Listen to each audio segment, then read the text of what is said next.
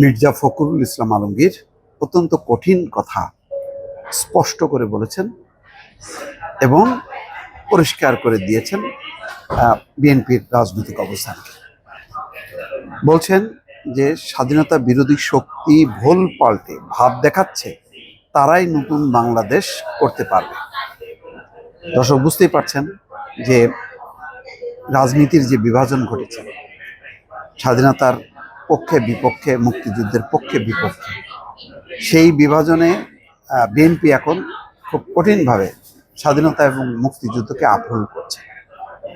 কারণ স্বাধীনতা মুক্তিযুদ্ধকে যদি আপহোল না করে তাহলে গণতন্ত্র ব্যাহত হবে। দেশের যে নতুন গণতান্ত্রিক ভবিষ্যৎ, সেই ভবিষ্যৎ বিনির্মাণ করা যাবে না।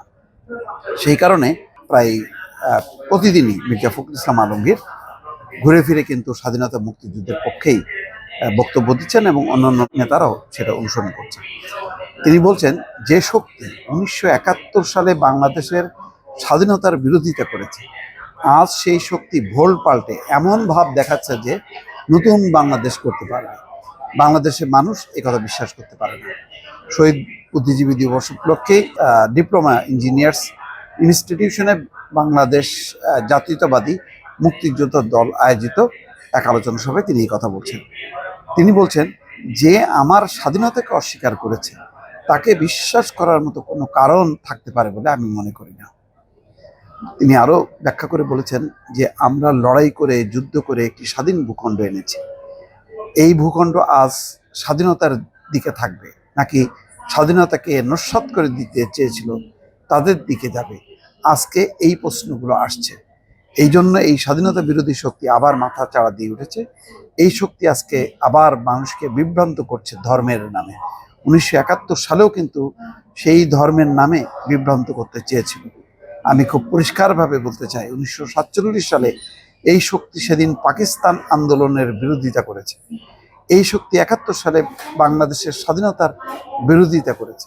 আজ সেই শক্তি ভোল পাল্টে, চেহারা পাল্টে তারা কিন্তু এমন ভাব দেখাচ্ছে যে তারাই নতুন বাংলাদেশ করতে পারবে। আমরা কেন সারা বাংলাদেশের মানুষ এই কথা বিশ্বাস করতে পারি না? তিনি বলছেন যে তারা পরিকল্পিতভাবে মেধাশূন্য করার জন্য বুদ্ধিজীবী, শিক্ষক, প্রকৌশলী তাদেরকে হত্যা করেছে যাতে মেধাশূন্য হয়। তাদের সেই ষড়যন্ত্র সফল হয়নি। দুদিন পরেই পাকিস্তানি বাহিনীকে আত্মসমর্পণ করতে হয়েছে। দর্শক, কথাগুলি কিন্তু খুব পরিষ্কার এবং অত্যন্ত ইঙ্গিতপূর্ণ যে যারা বাংলাদেশের স্বাধীনতা মুক্তিযুদ্ধকে স্বীকার করেনি, বিপক্ষে যারা লড়াই করেছে, তারা নতুন বাংলাদেশের কথা বলে কিভাবে?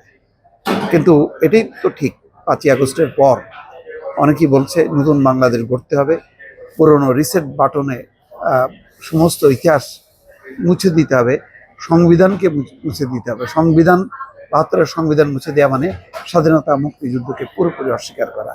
যে আওয়ামী লীগ স্বাধীনতা মুক্তিযুদ্ধকে নিজের পণ্য বানিয়েছিল, ওইটাকেই মাথায় রেখে তারা খুব কৌশলে এটাকে মুছে দিতে চেয়েছিল। বিএনপি কিন্তু আজকে রাজনীতির স্ট্র্যাটেজিটা ঠিকই ধরতে পেরেছে এবং সেই অবস্থানটাই নিয়েছে, যেই অবস্থানে যে শক্তি এখন লম্বা লম্বা কথা বলছে, নতুন নতুন কথা বলছে, তারা বলছে নতুন বাংলাদেশের কথা, নতুন করে সবকিছু গড়তে হবে। তার মানে হচ্ছে আগের সব কিছু ভুল, এটা প্রমাণ করতে চাইছে।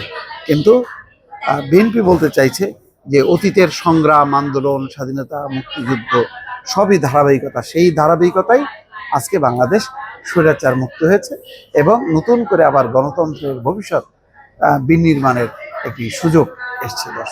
রাজনৈতিক বিভাজনটা কিন্তু এখানে পরিষ্কার করছে।